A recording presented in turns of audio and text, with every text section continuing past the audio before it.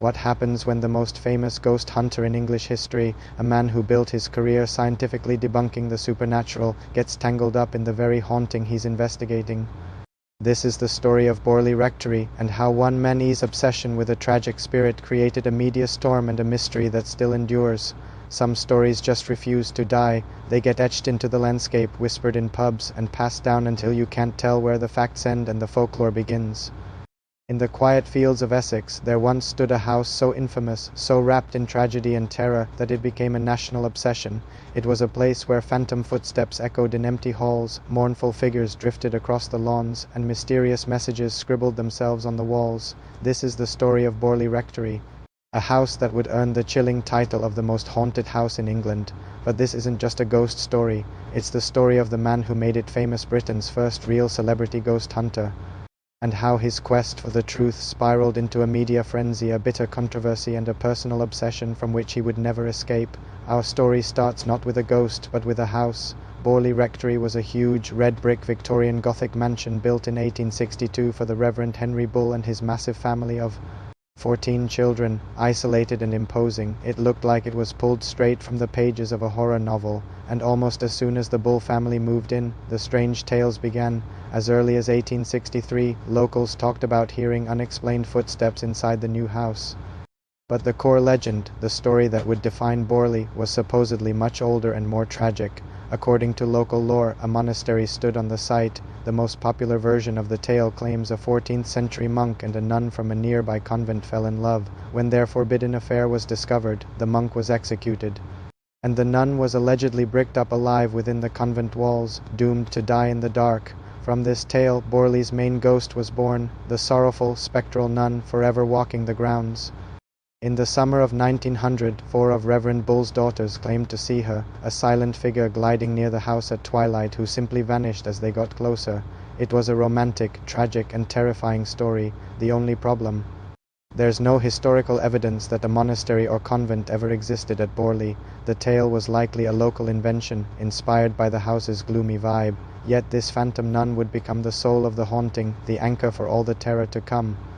For decades, the hauntings at Borley were pretty low-key, fleeting apparitions, the sound of phantom footsteps and whispers in the night. But that all changed in 1927, when the Reverend Guy Eric Smith and his wife moved in. Things went from spooky to terrifying. Soon after arriving, Mrs. Smith was cleaning a cupboard when she found a brown paper package. Inside was the skull of a young woman.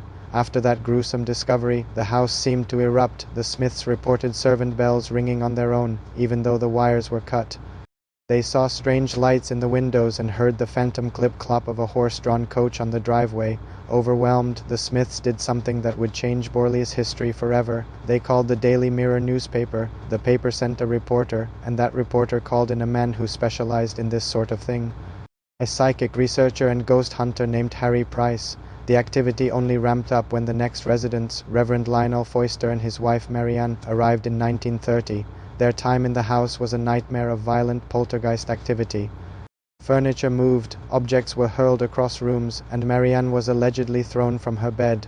Most bizarrely, desperate messages began appearing scribbled on the walls: "Please like Marianne, please get help." The haunting seemed obsessed with Marianne, a detail that would become incredibly important later on. The quiet country haunting was over. Borley Rectory was now a paranormal storm, and Harry Price was about to walk right into its eye. Harry Price wasn't your typical academic. Born in the Victorian era, he was a former magician, an expert in spotting trickery, and a masterful showman. You could call him Britain's first celebrity ghost hunter, a man who knew that paranormal investigation needed a little drama to grab the public's attention. Borley was exactly what he was looking for. Price first arrived on June 12, 1929, and according to his reports, the house put on a show. Stones were supposedly thrown, objects moved, and spirit messages were tapped out on a mirror. But some people, including the Smiths, noticed something odd. The most dramatic stuff only seemed to happen when Price was around. When he left, things quieted down. This planted the first seeds of doubt that would follow Price for the rest of his career. But Price was hooked. He saw Borley as a golden opportunity. After the tormented Foyster family finally fled in 1935, the rectory stood empty. This was Price's chance. He was about to launch one of the most ambitious paranormal investigations ever attempted. Before we get to what Harry Price did next and how he turned a decaying, empty house into a national sensation, make sure you subscribe and hit that notification bell so you don't miss our next dive into history's strangest mysteries, and let us know in the comments, do you think Harry Price was a genuine investigator or a clever showman? In May 1937, Harry Price did something unheard of. He took out a one-year lease on Borley Rectory. He placed an ad in the Times newspaper, recruiting a team of 48 official observers, mostly students, to live in the house in shifts and meticulously document everything that happened. He sealed off the house, set up equipment, and declared Borley Rectory a psychic laboratory. The goal was around-the-clock scientific investigation. Price's team held vigils and conducted using planchettes to try and communicate with the spirits. During one, they allegedly contacted two main entities. One was a spirit claiming to be a French nun named Marie Lair, who said she was murdered on the property. The other was a more aggressive spirit named Sunak Samiers, who made a terrifying prediction. The rectory would burn down on the night of March 27, 1938, and the fire would reveal the bones of a murdered person. The night of the prophecy came and went, and the house was still standing. It seemed the spirit's warning was a bust. Price's lease expired, and he published his findings in a book that became an instant bestseller, The Most Haunted House in England. He had successfully turned a local ghost story into a global phenomenon, but the story doesn't end there, because while the spirit's timing might have been off, the prophecy was far from over. On the night of February 27, 1939, almost a year after the spirit's prediction, the rectory's new owner, Captain W.H. Gregson, was unpacking books when he accidentally knocked over an oil lamp. Flames erupted. The fire spread with frightening speed, engulfing the old dry building. Though not completely destroyed that night, the damage to Borley Rectory was catastrophic. The house was left a ruined, skeletal wreck and was finally demolished in 1944. While the owner claimed it was an accident, the insurance company investigated and concluded the fire had likely been started deliberately, raising suspicions of arson. For believers, it was the chilling fulfillment of the prophecy. Harry Price returned to the ruins in 1943 to follow up on the second part of the prediction. He organized a dig in the cellars, and just as the spirit foretold, he unearthed fragments of bone, what he claimed was the skull of a young woman.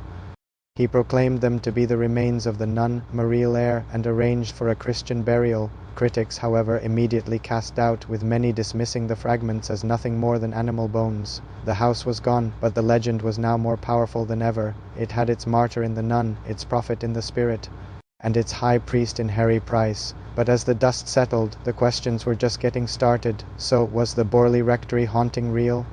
That's a question that has been debated for nearly a century.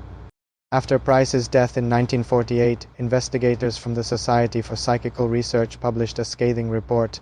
It concluded that Price had faked some of the phenomena himself, accusing him of manipulating witnesses and planting evidence. One reporter even claimed to have caught Price with his pockets full of stones, the same kind that were supposedly being thrown by spirits. There are other, more down-to-earth explanations. The strange noises could have been a faulty water heater or rats, and Marianne Foyster, the woman at the center of the intense poltergeist activity, later admitted to having an affair with a lodger and faking some of the phenomena to cover for their secret meetings, though accounts differ on how much she actually faked. And yet it's not so easy to dismiss the entire story. Reports of strange activity at Borley started long before Harry Price or Marianne Foyster ever set foot in the house. Witnesses over many decades, from the Bull family's daughters to independent observers, all reported similar things. Even if Price exaggerated and Marianne faked some events, can every single report be explained away? It's that lingering question mark that makes the Borley case so fascinating. It forces you to wonder if, beneath all the layers of hoax and hype, there was a genuine, inexplicable horror at its heart. Borley Rectory is more than just a ghost story. It's a story about human obsession, the power of the media, and our desperate search for something beyond the everyday. Harry Price, for all his flaws, essentially created the blueprint for the modern ghost hunter. He blended science with showmanship and turned a crumbling country house into the most famous haunted house in the world. Today, nothing remains of Borley Rectory but a few foundation stones hidden in a field. The house is gone, Harry Price is gone, but the questions are still here. Was it all an elaborate hoax run by a master publicist? A case of mass hysteria? Or was Borley Rectory truly a place where the veil between worlds was thin, home to a lonely nun forever walking its grounds? The definitive answer is lost to time, but one thing is certain: the chilling legacy of Borley Rectory haunts us to this day. What do you believe happened at Borley? Tell us your theories below.